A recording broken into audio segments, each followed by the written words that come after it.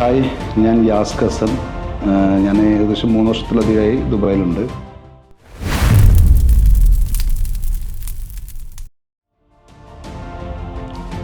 ഒരു കമ്പനിയിലായിരുന്നു ജോലി.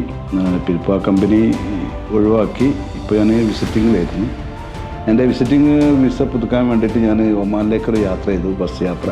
ആ ബസ് യാത്രയിലാണ് എനിക്കൊരു വഴിത്തിരിവുണ്ടായത്. യുവിനെ കുറിച്ച് അറിയാനും പറ്റി. ഞാൻ അങ്ങനെ എന്നും ഞാൻ 4U കളിക്കാറുള്ളത്. 4 സ്ട്രൈറ്റിലാണ് കളിക്കാറുള്ളത്. അതിലെനിക്ക് ഇന്നലെ സമ്മാനം 30,000 ദിർഹം ലഭിച്ചു.